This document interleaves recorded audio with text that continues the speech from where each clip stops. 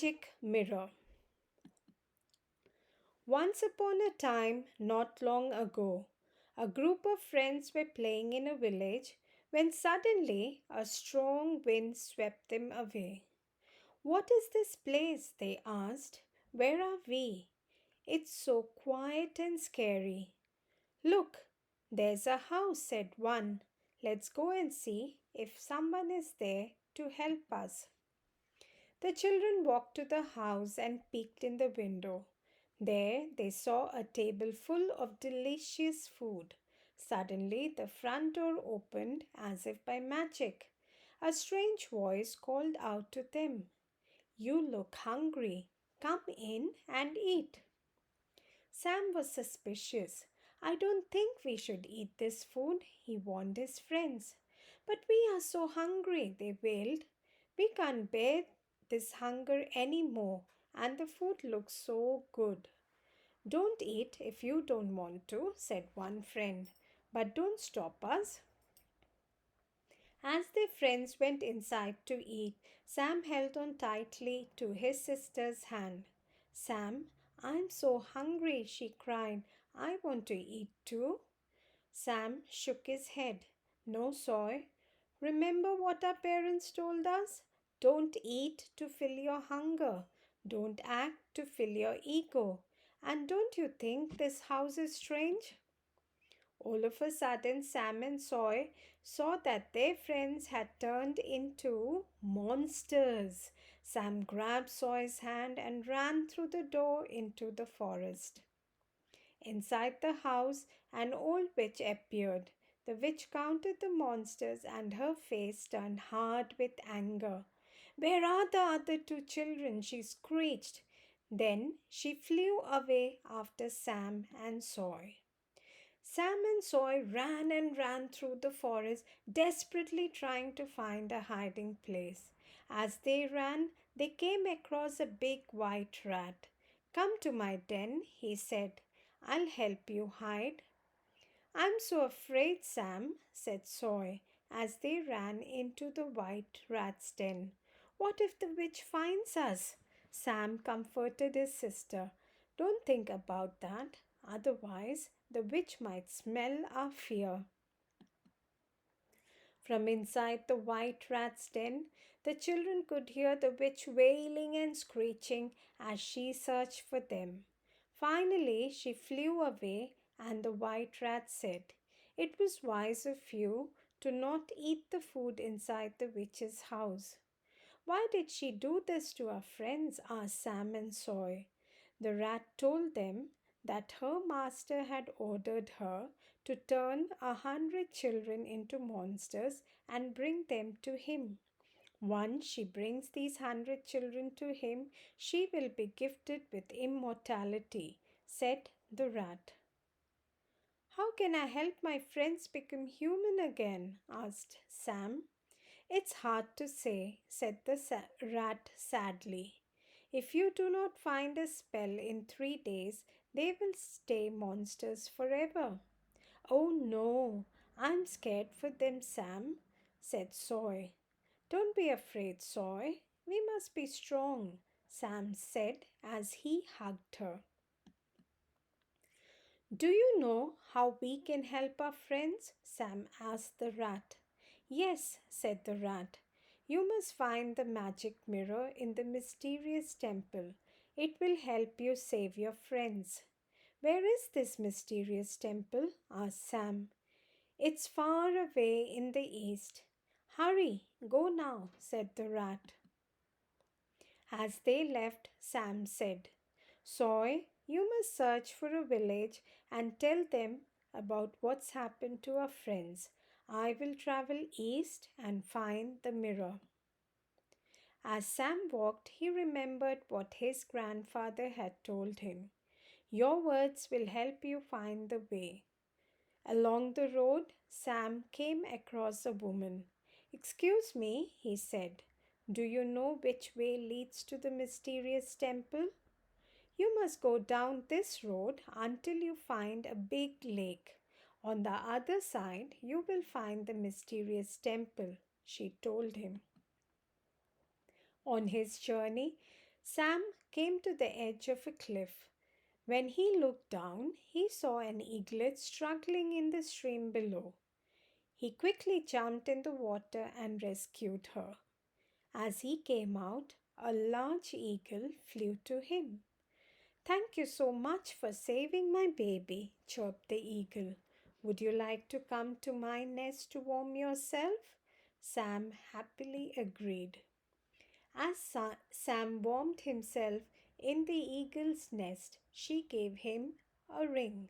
"I found this ring as I was collecting sticks to build my nest," she told him. "It looks like a powerful ring.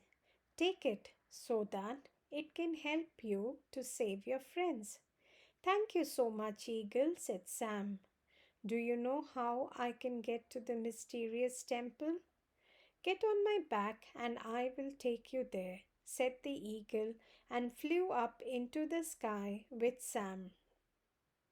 Finally, they reached the banks of the huge lake. There, the eagle dropped Sam and told him, "Remember to have faith in yourself." "I will remember. Thank you, Eagle," said Sam. As Sam turned towards the lake, he became concerned. It was filled with menacing crocodiles. He threw a piece of wood to see what they would do. One of the crocodiles lunged at the piece of wood and snapped it in its jaws. Sam felt disheartened and wondered how he would ever make it to the temple before the 3 days were finished. He looked around the lake and saw that there were many trees with vines hanging from them. Suddenly, an idea struck him. He tied the vines together to make a thick rope and swung himself as hard as he could across the lake. He was just about to reach the other side when, snap! The vine broke and Sam fell into the lake. In an instant, he was surrounded by crocodiles. As he fell, the ring slipped from his finger and fell into the water. The moment the ring touched the water, the entire lake froze and the crocodiles became statues. Sam ran from the water to the temple. He bowed outside of the temple politely, addressed the monks. "I bow before you, venerable monks. Is anyone here?" But nobody answered him. Sam tiptoed into the temple where he saw a glittering light. He looked high up on a shelf and there he saw the magic mirror. But just as he was about to reach for the mirror, an elf appeared. "You insolent child! You want to steal my mirror? I will eat you!" howled the elf. "No, please don't eat me!" cried Sam. "I need this mirror to save my friends who have been turned into monsters by a witch. I will bring it back, I promise. If you want, you can eat me then." "How can I trust you?" asked the elf angrily. "I don't lie," said Sam. "I promise I will come back." "Hmm," said the elf. "You can take the mirror, but remember, you must not break your promise." "I won't," said Sam, "but I'm worried that I won't reach my friends in time. Flash the light of this mirror at the wall and go through the light," said the elf. "You will reach your friends before the end of the 3rd day."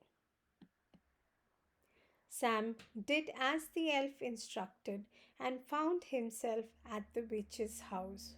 Oh no! Sam saw that the witch was trying to kidnap his sister Soy and a group of villagers. Sam yelled out and the witch turned to curse Sam, but Soy threw a stone at her. The witch tried to curse Soy instead, but she quickly ran into the white rat's den. When the witch turned back to trap Sam, he had disappeared.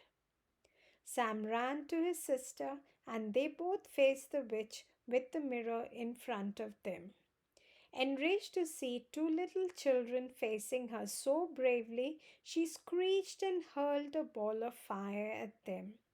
But the mirror reflected the ball of fire back at the witch. She screamed and collapsed into the pile of ashes. Sam and Soy ran to the witch's house and shined the mirror on each of their friends. As they saw their reflection, they changed back to their human selves. They danced and clapped with joy and relief. But Sam was sad. He had to go back to the elf as he had promised. Suddenly, the elf appeared before him. "You are a brave and honest kid," said the elf. "You have kept your promise and you care for others. I was cursed by the witch to protect this magic mirror. But now that she is dead, her curse has lifted. You have given me my freedom back. Take this mirror as my gift to you and use it to help anyone who needs it."